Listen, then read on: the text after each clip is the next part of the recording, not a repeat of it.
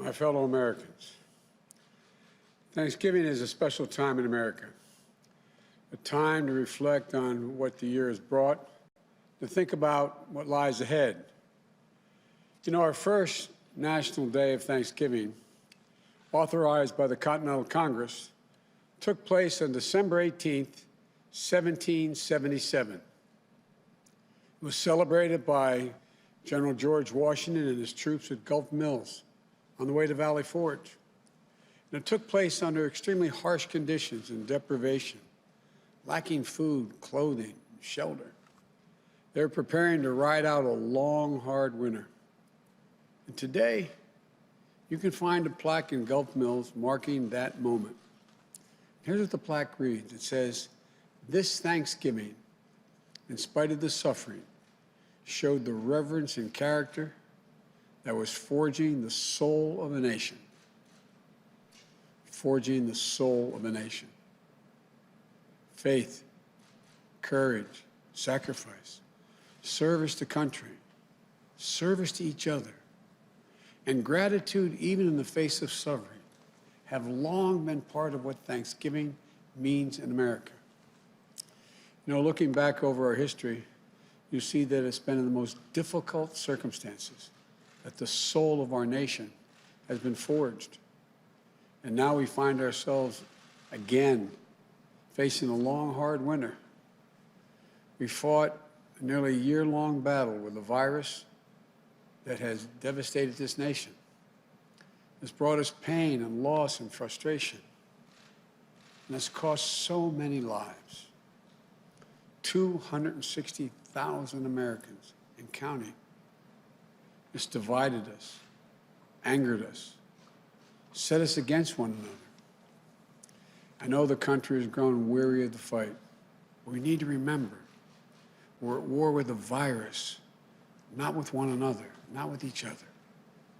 This is the moment where we need to steel our spines, redouble our efforts, and recommit ourselves to the fight. Let's remember, we're all in this together. Sounds trite to say it, but we're all in this together. For so many of us, it's hard to hear this fight isn't over. And we still have months of this battle ahead of us. For those who've lost a loved one, I know that this time of year can be especially difficult. Believe me, I know.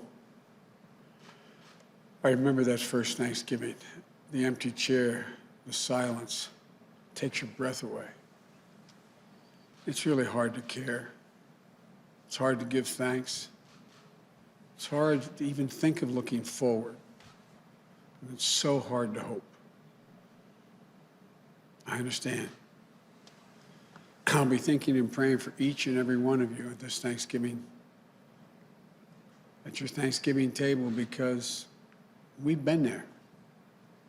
This year we're asking Americans to forego so many of the traditions that we've long made this holiday, which made it so special. For our families, for 40-some years, we've had a tradition of traveling over Thanksgiving. Tradition that we've kept every year save one, the year our son Bo died. But this year, we'll be staying home. We've always had the big family gatherings at Thanksgiving. Kids, grandkids, aunts, uncles, brothers, sisters, and more. For the Bidens, the days around Thanksgiving have always been a time to remember all we had to be grateful for, and a time to begin to think about Christmas and begin even to do the Christmas list. But this year, because we care so much for each other, we're going to be having a separate Thanksgiving. For Jill and I, we'll be at our home in Delaware with our daughter and our son-in-law. The rest of the family will be doing the same thing in small groups. So I know how hard it is to forego family traditions. But it's so very important. Our country is in the middle of a dramatic spike in cases. We're now averaging 160,000 new cases a day. And no one will be surprised if we hit 200,000 cases in a single day. Many local health systems are at risk of being overwhelmed. That's the plain and simple truth. Nothing made up, it's real. And I believe you always deserve to hear the truth from your president. We have to try to slow the growth of this virus. We owe it to the doctors and the nurses and other frontline workers, care workers, who've risked their lives, some lost their lives, put so much on the line in a heroic battle in this virus against it for so long. You know, we owe that to our fellow citizens who need access to hospital beds and care to fight this disease. We owe it to one another. It's literally our patriotic duty as Americans. It means wearing a mask, keeping social distancing, limiting the size of any group we're in. Until we have a vaccine, these are the most effective tools to combat the virus. Starting on day one of my presidency, we will take steps that will change the course of this disease. More testing will find people with cases and get them away from one another, slowing the number of infections. More protective gear for businesses and our schools to do the same, reducing the number of cases. Clear guidance will get more businesses and more schools open. We all have a role to play in beating this crisis. The federal government has vast powers to combat the virus. And I commit to you, I will use all of those powers to lead a national coordinated response. But the federal government can't do this alone. Each of us has a responsibility in our own lives to do what we can do to slow the virus. Every decision we make matters. Every decision we make can save lives. None of these steps we're asking people to take are political statements. Every one of them is based on science, real science. Now, the good news is there has been significant record-breaking progress made recently in developing a vaccine. And several of these vaccines look extraordinarily effective. And it happens that we're on track for the first immunization to begin by late December, early January. Then we'll need to put in place a distribution plan to get the entire country immunized as soon as possible, which we will do, but it's going to take time. I'm hoping the news of the vaccine will serve as an incentive to every American to take these simple steps to get control of the virus. There's real hope, tangible hope. So hang on. Don't let yourself surrender to the fatigue, which I understand it is real fatigue. I know we can and we will beat this virus. America's not going to lose this war. We'll get our lives back. Life is going to return to normal, I promise you. This will happen. This will not last forever. So yes, it's been a really hard year, particularly hard for over 250,000 people and their families. But I still believe we have much to be thankful for. There's so much to hope for, much to build on, much to dream of. Here's the America I see, and I believe it's the America you see as well. America that faces facts, an America that overcomes challenges, an America where we seek justice and equality for all people, an America that holds fast to the conviction that out of pain comes possibility, out of frustration comes progress, and out of division, unity. You all know in our finest hours, that's who we've always been, and that's who we shall be again. For I believe that this grim season of division, demonization, is going to give way to a year of light and of unity. Why do I think so? Because America is a nation not of adversaries, but of neighbors. Not of limitations, but of possibilities. Not of dreams deferred, but of dreams realized. I've said many times that this is a great country. We are a good people.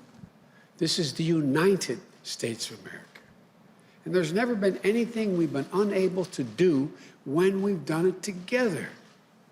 Think of what we come through as a nation, how many things we've come through: centuries of human enslavement, cataclysmic civil war, exclusion of women from the battle box, world wars, Jim Crow, the long twilight struggle against Soviet tyranny that could have ended not in the fall of the Berlin Wall, but in nuclear Armageddon. Look, I'm not naive.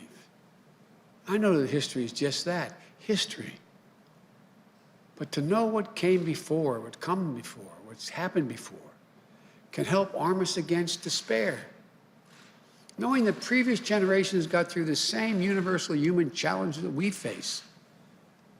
The tension between selfishness and generosity, between fear and hope, between division and unity. And what was it that brought the reality of America into closer alignment with the promise of reality, justice, and prosperity? Sounds corny, but it was love, plain and simple. Love of country, love of one another. We don't talk much about love in our politics. The political arena is too loud, too angry, too heated. To love our neighbor as ourselves is a radical act. It is what we're called to do. We must try.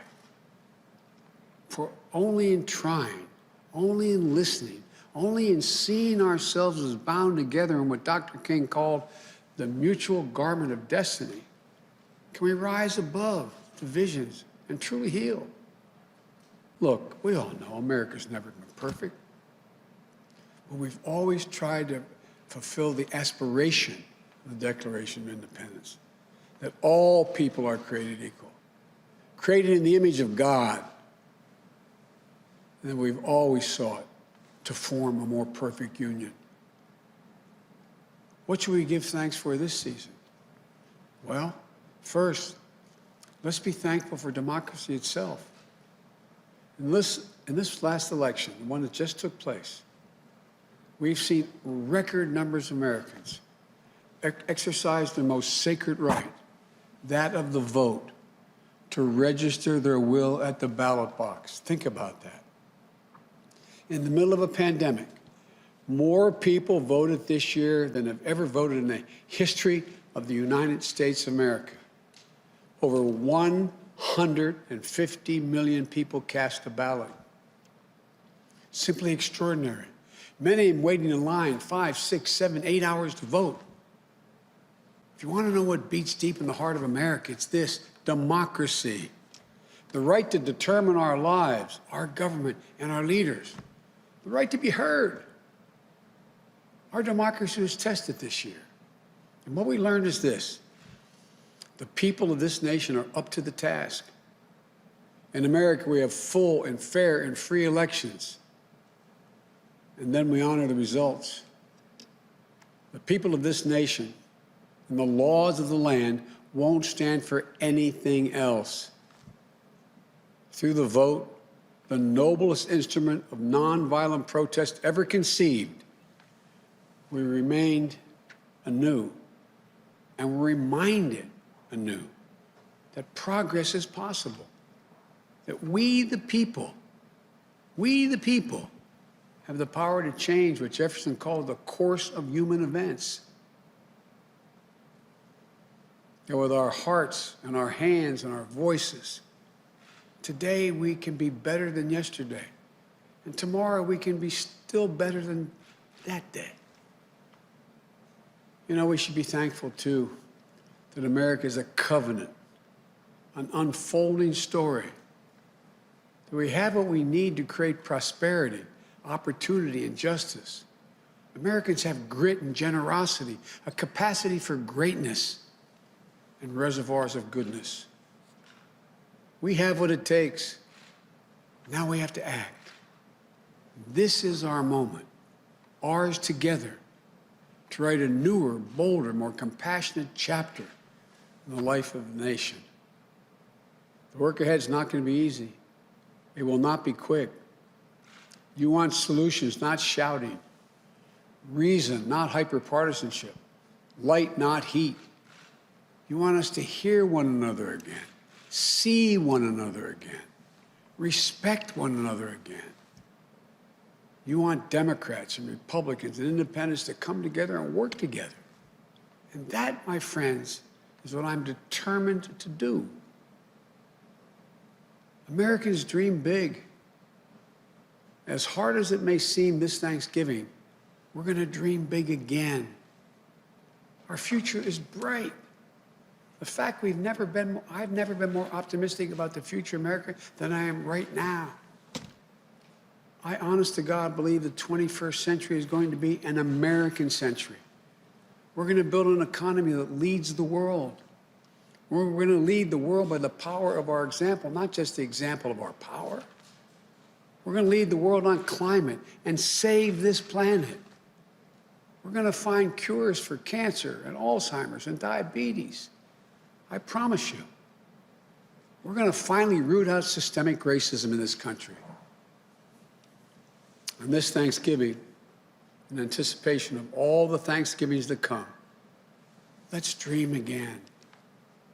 Let's commit ourselves to thinking not only of ourselves, but of others as well. For if we care for one another, if we open our arms rather than brandishing our fists, we can, with the help of God, heal. And if we do, and I'm sure we can proclaim the psalmist, with the psalmist who wrote these following words: "The Lord is my strength and my shield, and with my song I give thanks to him."